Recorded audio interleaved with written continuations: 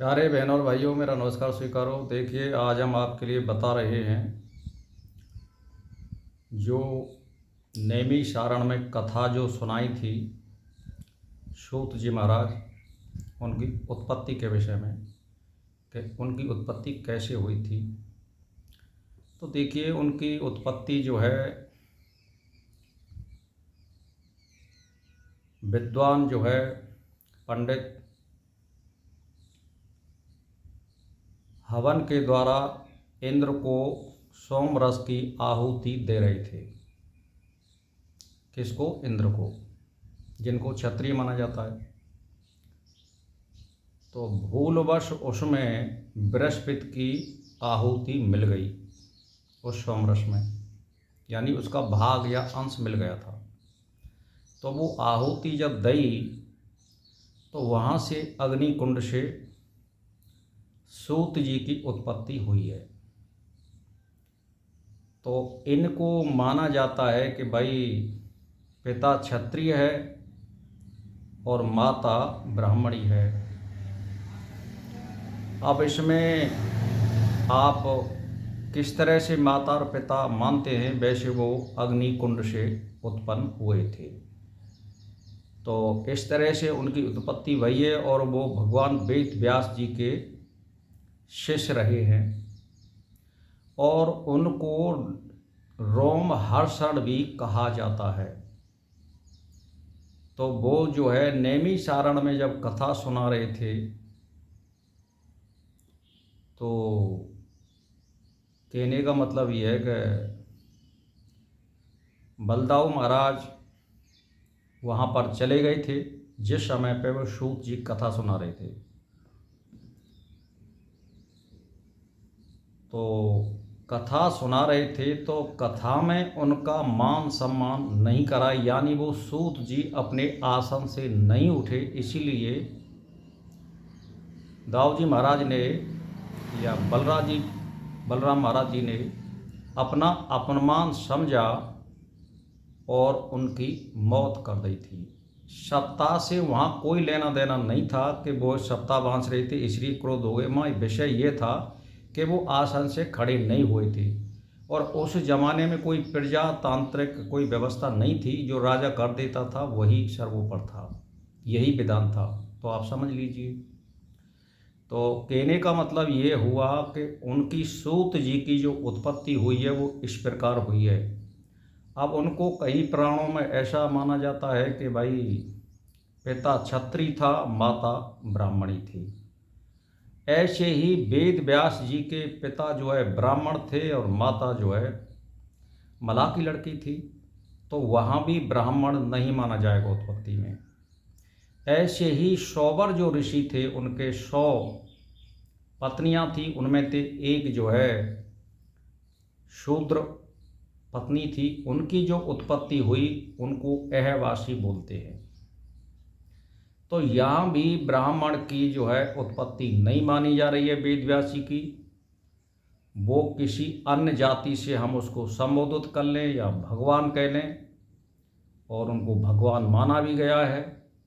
तो कहने का मतलब ये है, लेकिन ब्राह्मण वो कर्म से तो दुनिया बन रही है, लेकिन जिस तरह से माना जा रहा है उस तरह से उत्पत्ति दूसरी ही मानी जाएगी। तो इस तरह से आप देख लीजिए, ये जो कथा का विवाद चल रहा है इसमें कहने की ज़रूरत नहीं है। तो इस तरह से विवाद को नहीं करना चाहिए। आज का समय ऐसा है कि सब पढ़े लिखे हो गए और सब कास्टों में, सब देशों में, सब प्रांतों में पढ़े लिखे हो गए। एक तो एक विद्वान है, कक्षा में सब तरह के लड़के पढ़ते हैं, राजाओं का भी पढ़ता है और एक फकीर का भी पढ़ता है। जिसमें जो विद्वता होगी वो फर्स्ट डिवीज़न या टॉपर आ सकता है, उसमें कौन रोक सकता है। तो उसी तरह का ये विषय है। ये बेमतलब की बातें हैं, समझदारी से काम लेना चाहिए, बेबात के विवाद नहीं करना चाहिए।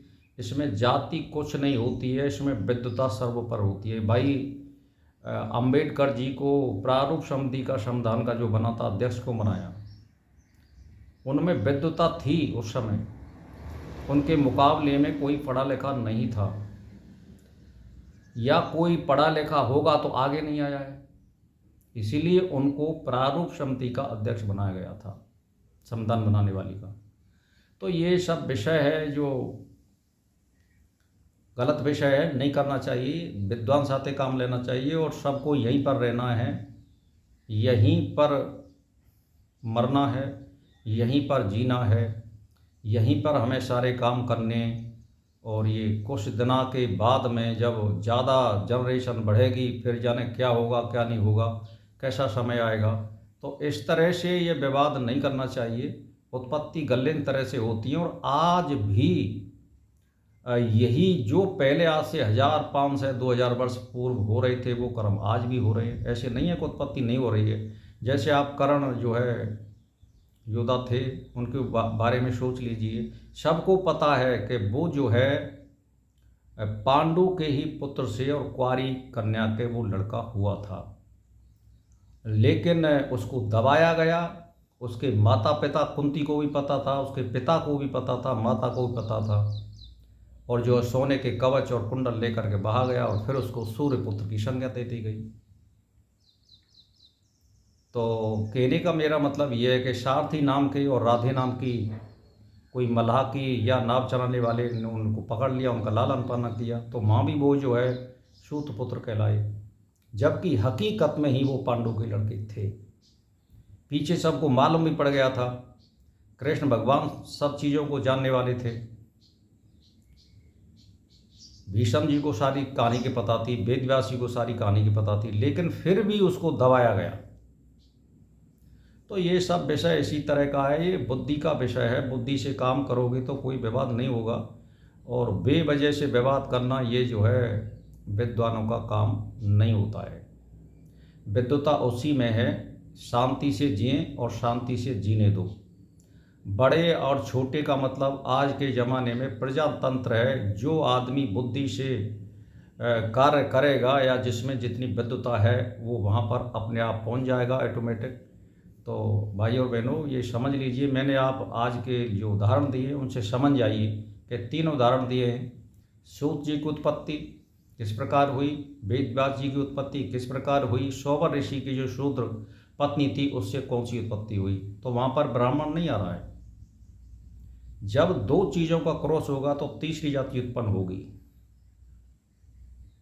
तो वेद व्यास जी ने ही वेद लिखे हैं, पुराण लिखे हैं, आप सोच लीजिए। तो कहने का मेरा मतलब यह है, और सारे विद्वान मान रहे हैं, कुछ खंडन कर रहे हैं, बस ऐसे ही चल रहा है। लेकिन असलियत बात जो बात है वो ये है कि आज का ज़माना पढ़े लिखे लोगों का है। MA PhD कर रहे हैं, MBBS कर रहे हैं या IAS कर रहे हैं, कौन सी जाति का नहीं है, वह सब जाति के हैं।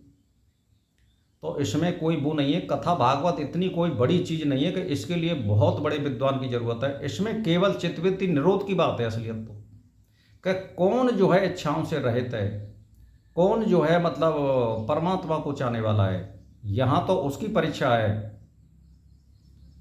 तो ये तो आप सोच लीजिए कि वेद व्यास जी के लड़के ने जो सत्ता बांची थी, सुखदेव जी ने, तो वहाँ चित्तवृत्ति निरोध उनकी 24 घंटा होती थी। वो किसी प्रकार का खाना नहीं खाते थे, उनको ये नहीं पता था स्त्री कौन है पुरुष कौन है। तो पैमाना तो ये होना चाहिए, इसी तरह के लोग सत्ता बाँचें, फिर पता लग जाएगी फिर कौन बाँचेगा कौन नहीं बाँचेगा। इसका मतलब तो ये हुआ कि स्त्री जिनकी है या पत्नी है वो सत्ता नहीं बाँच सकते, अगर सुखदेव जी का हम पैमाना माने तो ये बहुत सी बातें हैं। बेबात की बेबात करने से नई बात बनती है।